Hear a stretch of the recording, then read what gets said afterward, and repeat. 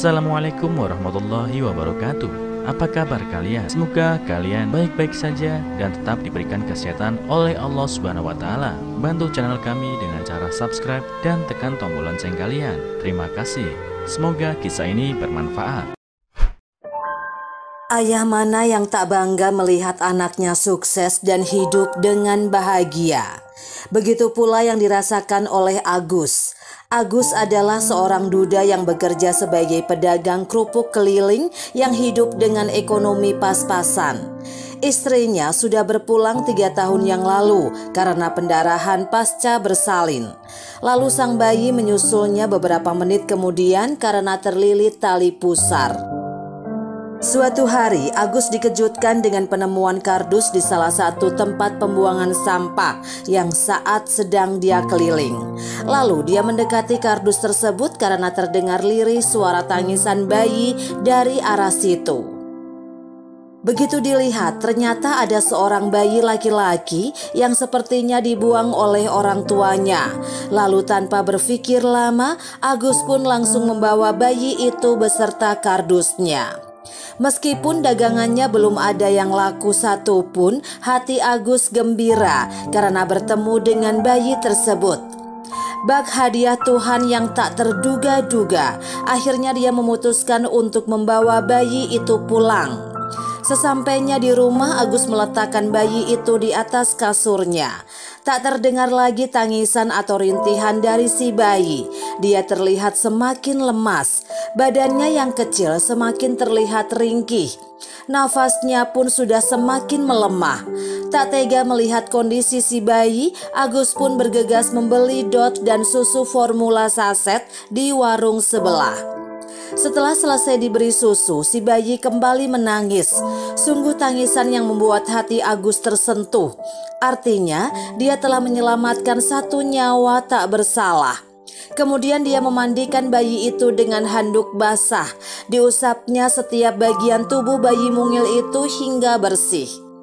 Setelah bersih dan kenyang, bayi itu pun tertidur dengan pulas. Sungguh bayi yang malang batinnya. Padahal bayi itu sangatlah tampan. Kulitnya putih bersih, rambutnya lebat dan lurus, hidungnya mancung dan matanya indah. Tapi mengapa nasibnya tak sebagus rupanya? Andai saja dia tak memungutnya dari tempat sampah, bagaimana nasibnya kemudian? Benar-benar tak bisa terbayangkan orang tua yang tega membuang anaknya sendiri. Sambil memerhatikan bayi itu tertidur, Agus tersenyum. Dia jadi teringat mendiang istri dan anaknya. Mungkin kalau mereka masih hidup, dia akan melihatnya dengan perasaan sama seperti saat ini. Tanpa sadar, Agus menitikkan air mata. Rasa rindu yang teramat dalam menusuk sampai ke ulu hati, sampai rasanya sulit untuk bernafas. Agus mengusap-usap kepala bayi itu sambil sesekali mencubit mesra pipi lembutnya. "Nak, mulai saat ini kamu adalah anakku.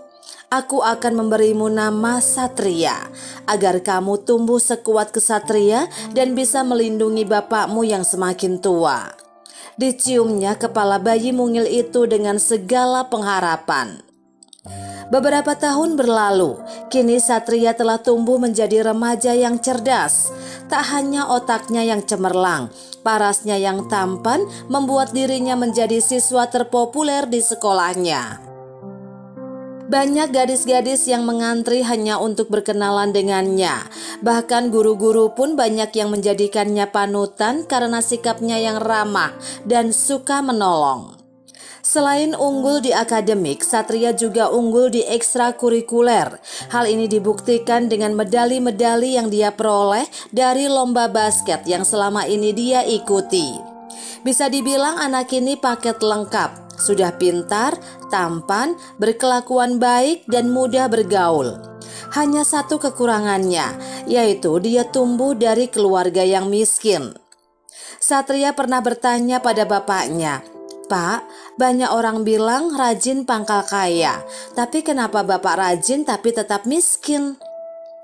Mendengar pertanyaan itu, Agus hanya bisa tersenyum dan menjawab, "Nak, kaya itu bukan hanya tentang materi. Bapak punya anak seperti kamu saja sudah termasuk rezeki yang melebihi kekayaan di dunia. Intinya kita harus pandai-pandai bersyukur. Satria tahu betul kalau bapaknya sangat menyayanginya, melebihi apapun di muka bumi ini. Tapi gejolak pubertas seorang remaja yang beranjak dewasa membuatnya berpikir demikian. Dia tak jarang merasa iri pada teman-temannya yang dengan mudah mendapatkan apa yang mereka inginkan. Sedangkan dirinya harus bersusah payah mengikuti lomba ini dan itu demi mendapatkan uang untuk membeli apa yang dia mau. Bahkan untuk meminta pada bapaknya saja dia tidak tega. Satria hanya berani meminta uang jika ada keperluan yang mendesak. Dan kadang dia juga malu saat acara pengambilan rapot. Selalu saja bapaknya datang dengan pakaian yang lusuh. Satria pernah berniat membelikan baju untuk bapaknya, tapi beliau menolaknya dengan alasan uangnya bisa digunakan untuk hal yang lebih penting. Suatu hari Satria memenangkan lomba cerdas cermat tingkat nasional. Dia mendapatkan piala dan hadiah uang yang lumayan banyak. Sebagian dia gunakan untuk menabung dan sebagian dia gunakan untuk membeli barang-barang yang selama ini dia dambakan. Di akhir pekan, saat sedang belanja di mal bersama teman-temannya, Satria melihat sebuah kemeja batik bagus. Dan tanpa berpikir panjang, dia pun langsung membeli kemeja itu untuk bapaknya. Walaupun harganya cukup mahal, dia tidak peduli. Yang penting bapaknya bisa memakai pakaian yang lebih layak sesekali. Sesampainya di rumah, dia segera mencari Agus. Pak, Satria ada hadiah untuk Bapak. Dia memasuki rumah dengan antusias. Agus yang sedang tertidur di kasurnya langsung beranjak mendengar anaknya berteriak. Duh, ada apa sih? Masuk rumah bukannya salam malah teriak-teriak. Oh iya, Assalamualaikum. Satria memberi salam dengan tersenyum lebar. Agus menjawab sambil mengusap matanya yang masih berat. Waalaikumsalam. Ada apa nak? Bapak sedang tidur jadi kaget. Ini Pak, aku membelikan Bapak baju baru. Ayo langsung dicoba. Pasti Bapak tambah ganteng pakai batik ini. Dengan antusias Satria mengeluarkan baju itu dan ditempelkan pada punggung bapaknya. Agus segera meraih baju itu dan begitu melihat bandrol harganya dia langsung terkejut. Nak, baju ini sangat mahal. Dari mana kamu dapatkan uang sebanyak ini? Tenang Pak, aku tidak mencuri. Kemarin aku memang lomba cerdas cermat tingkat nasional. Hadiahnya lumayan, jadi aku bisa belikan Bapak baju baru. Satria mencoba menjelaskan dengan tenang. Tapi kan kamu tidak perlu belikan yang semahal ini. Bahkan uangnya bisa dipakai untuk makan selama 3 hari. Bapak tidak bisa menerimanya nak. Agus mengembalikan baju itu pada Satria dan berjalan kembali ke kamar. Seketika Satria menarik lengan Agus dan berkata dengan nada kesal, "Sudahlah Pak, sesekali memakai barang mahal tidak ada salahnya kan? Biar kita tidak terlalu terlihat seperti orang miskin." Agus tetap tak bergeming. Dia menepis genggaman anaknya lalu melanjutkan langkah kakinya menuju kamarnya. Hal itu membuat Satria semakin kesal. Dia tidak habis pikir apa sebenarnya yang ada di pikiran bapaknya. Mengapa tidak bisa menerima pemberiannya begitu saja? Toh dia membelinya bukan dari uang haram. Karena kesal, Satria bergegas ke dapur untuk mengambil air dingin di kulkas. Kepalanya serasa akan meledak menghadapi bapaknya yang keras kepala. Kemeja batik yang masih dia pegang pun dilemparnya ke tempat sampah. Tak peduli seberapa mahal pakaian tersebut, sikap bapaknya sudah membuat dirinya hilang akal. Beberapa tahun kemudian Satria lulus dengan nilai di atas rata-rata. Dia pun dengan mudah lolos seleksi masuk perguruan tinggi negeri di universitas nomor 1 di Indonesia. Dan teknik sipil menjadi jurusan yang dia pilih. Agus sangat bangga melihat pencapaian putranya tersebut. Mereka pun berpelukan sebelum Satria berangkat untuk merantau. Hidup sebagai mahasiswa memang sangat berbeda dengan masa-masa sekolah dulu. Apalagi kalau harus merantau, semuanya dituntut untuk serba mandiri. Mengatur waktu sendiri sampai mengatur hidup sendiri. Usia yang makin dewasa membuat semua jalan yang diambil menjadi tanggung jawabnya sendiri. Tapi Satria tak bermasalah dengan itu semua. Dia justru merasa lebih lega setelah hidup merantau. Dia jadi bebas melakukan apapun tanpa harus memikirkan perasaan bapaknya. Tapi tentu saja semua yang dilakukannya masih dalam batas wajar. Karena Satria paham betul tujuannya merantau adalah untuk menempuh pendidikan yang lebih baik, sehingga nantinya bisa lulus tepat waktu dan mendapatkan pekerjaan yang layak. Kesehariannya dia jalani dengan penuh semangat.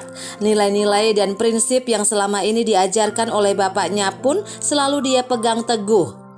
Kalimat yang selalu terngiang-ngiang dalam kepalanya, kita boleh miskin, tapi kita tetap memiliki harga diri. Jangan sampai harta dunia membuat kita lupa diri. Itulah kalimat pamungkas yang selalu Agus ucapkan pada Satria agar selalu berada dalam jalan yang benar. 4 tahun pun berlalu, Satria akhirnya berhasil menyelesaikan pendidikannya dengan tepat waktu. Kini saatnya dia masuk ke kehidupan yang sebenarnya, yaitu dunia pekerjaan. Untuk sebagian lulusan baru, dunia pekerjaan memang dunia yang amat kejam. Persaingan seleksi yang sangat ketat membuat banyak sarjana-sarjana di luar sana yang terpaksa menganggur. Begitu pula yang dialami Satria.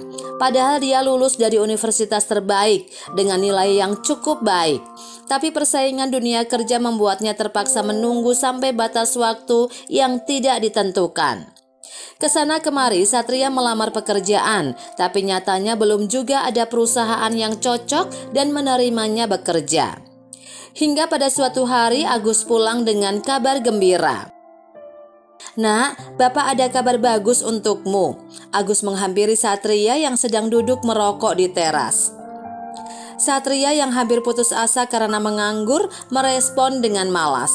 Kabar bagus apa, Pak? Tawaran kerja. Betul sekali, Nak. Langganan Bapak ada yang sedang butuh orang. Agus masih antusias. Tapi Satria masih malas-malasan menanggapinya. Langganan Bapak? Ah, aku tidak mau kalau harus jualan kerupuk. Masa insinyur jualan kerupuk? Apa kata orang-orang nanti? Bukan, Bapak juga tidak tega kalau kamu sampai jualan kerupuk juga seperti Bapak. Pokoknya besok kamu pergi menemui Pak Hartono di rumahnya. Kalau beliau sedang ada di proyek pembangunan dan membutuhkan perancang bangunan. Mungkin kamu akan cocok dengan pekerjaan ini. Agus mencoba menjelaskan panjang lebar. Mendengar hal itu Satria langsung kembali bersemangat. Dia pun langsung memeluk bapaknya sembari mengucapkan terima kasih. Agus sangat bahagia melihat putra semata wayangnya itu kembali mendapatkan semangat hidup. Keesokan harinya Satria pergi ke rumah Pak Hartono sesuai dengan instruksi dari bapaknya. Tak lupa berkas-berkas yang diperlukan dia bawa sebagai bahan pertimbangan. Sesampainya di sana dia disambut dengan hangat. Pak Hartono orang yang sangat ramah. Dan tanpa banyak pertimbangan Satria pun langsung diterima untuk bergabung secepatnya. Selama bekerja dengan Pak Hartono, Satria membuktikan bahwa dirinya bisa bekerja dengan baik. Dia selalu memberikan kinerja yang terbaik, tak ingin membuat bosnya kecewa. Bahkan dia rela lembur demi mendapatkan hasil yang lebih memuaskan. Melihat pekerjaan Satria yang selalu bagus dan tepat waktu membuat Pak Hartono kagum. Baru kali ini dia bertemu dengan pemuda yang giat bekerja tanpa kenal lelah. Sebenarnya dia tidak heran karena mengetahui bahwa Satria adalah anak dari Pak Agus. Karena bagaimanapun buah jatuh tidak jauh dari pohonnya. Jadi sudah sewajarnya keduanya memiliki sifat rajin bekerja. Setelah beberapa tahun ikut bekerja dengan Pak Hartono, Satria mendapatkan promosi dan diamanai jabatan yang lebih penting. Kini dia menjadi konsultan proyek dan hampir semua proyek di daerahnya adalah hasil dari pekerjaannya selama ini. Satria pun jadi dikenal di lingkungannya sebagai orang sukses. Hingga suatu hari Pak Hartono berniat menjodohkan dirinya dengan putri bungsunya, Nadia. Rupanya Nadia sudah menyukai Satria sedari awal Satria mendatangi rumahnya untuk mencari pekerjaan. Tapi selama ini Pak Hartono selalu menghalanginya dengan alasan Satria masih harus membuktikan usahanya sampai dia mapan. Sekarang ketika Satria sudah mapan, akhirnya Pak Hartono mengizinkan Nadia menjalin hubungan dengan pegawai kesayangannya itu. Mendengar hal itu jelas saja Satria setuju. Apalagi Nadia memiliki paras yang cantik dan tubuh yang bagus. Gadis itu juga cerdas dan mandiri. Dan yang lebih penting adalah Nadia sudah tertarik padanya sejak awal melihatnya. Bahkan restu orang tua pun sudah dia miliki. Benar-benar paket komplit bukan? Jadi bodoh namanya kalau sampai ada pria yang menolaknya. Pertemuan pertama pun berlangsung. Satria mengajak Nadia ke sebuah restoran mewah di tengah kota. Keduanya ternyata memiliki banyak kesamaan, mulai dari hobi, makanan kesukaan, sampai pengalaman lomba sekalipun. Bahkan tanpa mereka sadari mereka pernah berada di dalam satu lomba dalam waktu yang sama. Mungkin ini yang dinamakan jodoh. Setelah pertemuan pertama mereka menjadi semakin akrab, layaknya orang yang sudah lama kenal. Dan setelah 6 bulan mengenal satu sama lain, keduanya akhirnya memutuskan untuk melanjutkan ke jenjang pernikahan. Satria sangat bahagia saat Nadia menerima ajakannya untuk menikah. Dia pun segera menceritakan kabar tersebut pada bapaknya.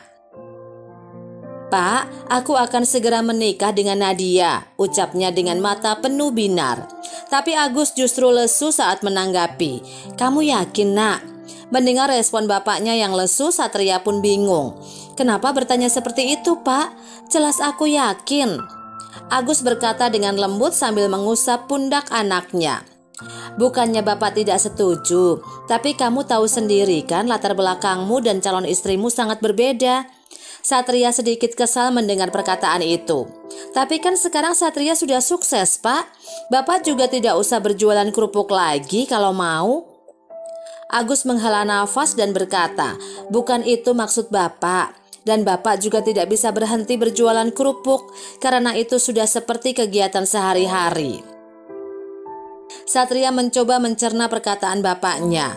Sebenarnya dalam lubuk hati yang terdalam dia juga takut jika suatu saat nanti latar belakangnya dipermasalahkan oleh keluarga Nadia. Tapi rasa cinta di dalam dadanya sudah tidak bisa dia lenyapkan. Dia sangat ingin memperistri Nadia dan hidup menua bersama. Setelah berpikir sejenak, akhirnya Satria memutuskan untuk tidak memperbolehkan bapaknya hadir di pesta pernikahannya. Satria berniat tidak akan mengabari kapan dan di mana dia akan menikah nanti. Dia takut jika bapaknya hadir, semua tamu undangan akan melihatnya dengan sebelah mata. Jadi lebih baik tidak usah hadir sekalian. 2 bulan kemudian akhirnya pesta pernikahan resmi diselenggarakan. Banyak tamu undangan yang datang dan mayoritas adalah kerabat dan teman dari keluarga Pak Hartono. Satria hanya mengundang teman kerjanya dan salah satu sahabatnya sebagai saksi pernikahannya. Dia sengaja tidak mengundang kerabat yang lain karena dia malu dengan kondisi mereka yang menurutnya tidak sesuai dengan suasana pesta pernikahannya. Ketika ditanya alasan mengapa bapaknya tidak hadir, Satria menjawab kalau beliau sedang tidak enak badan dan harus istirahat total. Jadi mau tidak mau pesta pernikahannya harus tanpa kehadiran orang tuanya. Suasana pesta sangat meriah. Kedua mempelai terlihat sangat bahagia. Senyum penuh pun menghiasi wajah kedua pasangan suami istri itu. Hingga pada pertengahan acara, para tamu undangan terlihat berkerumun di halaman depan rumah keluarga Hartono. Tak lama kemudian salah satu ajudan Pak Hartono masuk dan memberi kabar bahwa ada segerombolan mobil mewah hendak memasuki keadaan mereka. Pak Hartono pun menyuruh ajudannya untuk mempersilahkan mereka masuk. Iring-iringan mobil mewah memasuki halaman depan kediaman Hartono. Warna dan modelnya yang mencolok membuat semua tamu undangan melongo. Tak lama setelah mereka parkir dengan sempurna, pintu mobil di barisan paling depan terbuka. Lalu muncul seorang pria parubaya dengan kemeja batik mahalnya. Kemeja yang pernah dibelikan putranya dahulu. Celana dan sepatunya pun tidak kalah mahal. Pria itu berjalan dengan percaya diri memecah kerumunan. Dihampirinya Pak Hartono sambil menyapa. "Bagaimana kabarnya, Pak? Sehat?" Pak Hartono hanya bisa mengangguk karena masih belum percaya dengan apa yang ada di hadapannya. Kemudian pria itu melanjutkan langkahnya menuju kursi pelaminan. Dia berjalan menghampiri Satria, menjabat dan memeluknya sambil berkata, "Selamat ya nak, Bapak sangat bangga padamu." Satria hanya bisa terdiam dalam pelukan bapaknya. Bahkan saat beliau langsung beranjak dan pergi meninggalkan pesta tersebut, dia hanya bisa terperangah karena tidak bisa mencerna apa yang barusan dia lihat. Selepas Agus pergi, Pak Hartono segera menghampiri Satria. "Kamu bilang bapakmu sakit. Tadi itu bapakmu kan, Pak Agus, yang biasanya berjualan kerupuk di rumah saya?" Satria kehabisan kata-kata. Dia hanya bisa menggeleng karena tidak bisa menjelaskan apa yang baru saja terjadi. Seminggu kemudian selepas bulan madu, Satria akhirnya menyempatkan diri pulang ke rumah bapaknya. Dia berniat menanyakan kejadian di pesta pernikahannya. Namun begitu sampai rumah, keadaan sangat sepi. Berkali-kali dia memanggil bapaknya, tapi tak ada jawaban sama sekali. Hingga akhirnya Satria memutuskan mengecek ke dalam kamar bapaknya. Betapa terkejutnya dirinya mendapati kondisi bapaknya yang memprihatinkan. Pria parubaya itu tengah terbaring lemas di kasurnya dengan selimut yang membalut tubuhnya. Begitu menyadari anaknya masuk, Agus berkata dengan lirih, "Kamu sudah pulang, Nak?" Satria pun panik melihat kondisi bapaknya. Dia berniat membawanya ke rumah sakit, namun Agus menolak. Dia malah mencoba bergerak dengan susah payah untuk meraih selembar kertas yang ada di balik kasurnya. "Bapak ada sesuatu untukmu, Nak. Semoga kamu bahagia dengan kehidupan baru." Bapak turut bahagia. Agus memberikan secari kertas sambil kembali ke posisi semula. Satria membaca surat itu secara perlahan. "Satria, anak Bapak yang paling Bapak sayangi. Terima kasih sudah hadir dalam hidup Bapak. Kamu adalah hadiah terindah dari Tuhan. Selama ini Bapak sudah berjuang susah payah dan memberikan sesuatu yang Bapak punya untukmu. Maaf jika Bapak belum bisa menjadi Bapak yang baik, Bapak yang kamu inginkan. Maaf jika selama ini kita hidup dalam kemiskinan. Maaf juga jika selama ini Bapak banyak salah padamu. Tapi yang harus kamu tahu adalah Bapak tidak pernah sedikit pun bermaksud membuatmu malu. Bapak selalu berusaha agar hidupmu bahagia, termasuk kejadian di pesta pernikahanmu kemarin. Sebenarnya selama ini Bapak mengalami sakit yang cukup parah. Bapak sengaja berhemat untuk memenuhi kebutuhan sehari-hari dan menabung untuk biaya berobat Bapak. Berhubung waktu itu Bapak dapat kabar dari salah satu langganan kalau putri bungsunya Pak Hartono menikah, Bapak langsung berpikir dia menikah denganmu. Akhirnya Bapak menggunakan semua tabungan untuk menyewa mobil mewah dan membeli pakaian mahal. Semua itu agar kamu tidak malu saat Bapak menghadiri pesta pernikahanmu. Pesan Bapak, tetaplah menjadi orang yang rajin. Jangan mudah tergoda oleh kekayaan duniawi, karena harga dirimu lebih mahal dari hal apapun di dunia ini. Jadilah suami dan bapak yang selalu ada untuk istri dan anakmu kelak. Bapak selalu menyayangimu, Satria." Satria terdiam sejenak, lalu air mata mengalir deras membasahi kedua pipinya selesai membaca surat tersebut. Langsung dipeluknya tubuh ringkih yang selama ini telah berjuang habis-habisan demi dirinya. Tangis pun pecah saat Agus membalas pelukannya. Satria menangis terseduh-seduh di pelukan bapaknya. Hingga tak berapa lama dia terdiam saat menyadari bapaknya sudah tidak bernafas. Tangannya yang tadinya melingkar di tubuhnya pun lepas, lemas terkulai, membuat tangis Satria pecah sejadi-jadinya. Hari itu adalah hari terakhir dirinya bersama bapaknya. Bapak yang sangat hebat. Bapak yang rela memberikan apapun untuk kesuksesan anaknya. Bapak yang selalu ada untuknya. Bapak yang lebih kaya dari siapapun di muka bumi ini.